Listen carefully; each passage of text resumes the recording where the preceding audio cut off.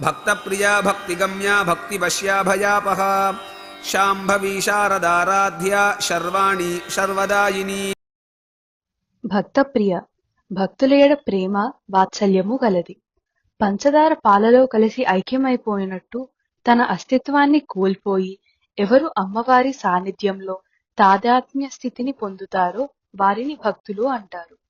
ఈ లక్షణాన్ని భక్తి అంటారు. జీవులలో ఉండే ఈ లక్షణం అంటే అమ్మవారికి ఇష్టం.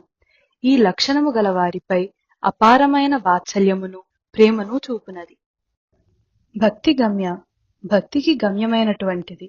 భక్తితో చేసే పూజలు, జపాలు, హోమాలు, ఇతరమైన పద్ధతుల ద్వారా శాశ్వతము అశాశ్వతము, జ్ఞానము అజ్ఞానము మొదలైన వాటి మధ్య భేదాలు తెలిసి చివరకు సర్వవ్యాపకమైన చైతన్య స్వరూపమైన అమ్మవారి యందు ఐక్యం చెందుతాము.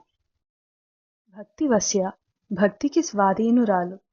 అమ్మవారి నుండే అందరూ వచ్చాము కాబట్టి చివరకు అందరూ ఆమెనే చేరుకోవాలి. ఇలా అందరి గమ్యం అమ్మవారైనప్పుడు ఆ గమ్యాన్ని పొందడానికి ఎన్నో రకాల పద్ధతులు, మార్గాలు ఉన్నాయి. కానీ అన్నిటికన్నా అత్యంత సులభమైన మార్గం భక్తి మార్గం. భక్తి ప్రదర్శన వస్తువు కాదు. మోక్షాన్ని సాధించే పద్ధతుల్లో భక్తికే అగ్రతాంబూలం. భయాపహ భయమునను పోగొట్టునది. కర్మఫలాలు అనుభవంలోకి వస్తున్నప్పుడు మనసు చిక్కుకోకుండా చేసేది. ఏ పనులను చేయటము వలన భయపడవలసి వస్తుందో ఆ పని చేయకుండా ఆపునది. మనలో దుష్ట సంకల్పాలు పుట్టకుండా శాశ్వతముగా నిర్మూలించునది. శాంభవి శంభుని భార్య.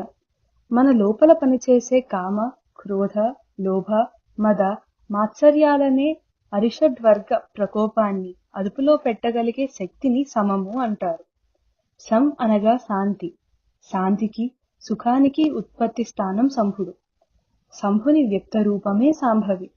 శంభుడు ఓం అనే బీజాక్షరం చేత తెలియబడతాడు, ఉచ్చరింపబడతాడు.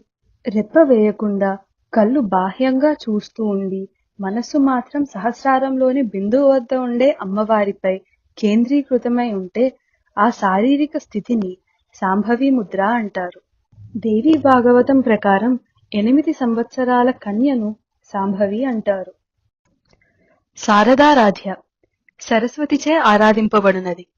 సా అనే అక్షరం శాంతిని, సుఖాన్ని, శుభాన్ని సూచిస్తుంది. రకారం వెలుగును సూచిస్తుంది. ఈ 2 అక్షరాలు కలిగినదే శరత్ అనే పదం. శాంతిని తెలుపు రంగుతో కూడా సంకేతిస్తారు.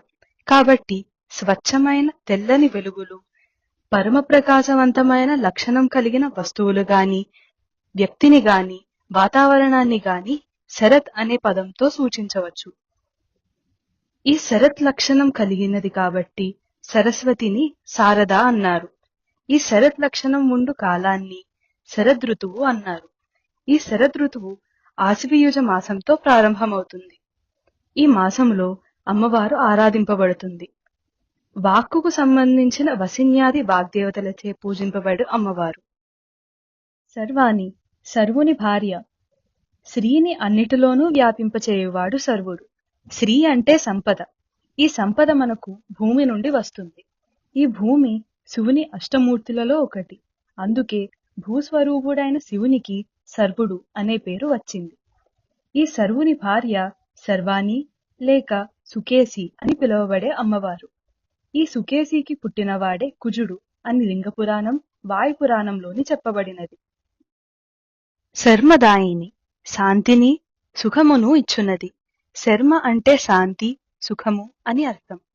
శాంతి లక్షణం ఉన్నవారే శర్మలు. ఆ లక్షణం లేని వాళ్ళు శర్మ అనే పేరుకు అర్హులు కారు. బ్రాహ్మణులకు ముఖ్యంగా ఈ లక్షణం ఉండాలి. సంధ్యావందనంలో బ్రాహ్మణులు వారి పేరు ఏమైనప్పటికీ చివరకు శర్మ అని చేర్చి చెప్పుకోవాలి. అంటే శాంతి లక్షణం ఉండవలసిన వారు బ్రాహ్మణులని సూచన. మనస్సుకు నిశ్చలత్వాన్ని, శాంతిని ఇచ్చున్నది. భక్తప్రియా భక్తిగమ్యా భక్తివశ్యా భయాపహా శాంభవి శారదారాధ్యా శర్వాణి శర్వదాయిని.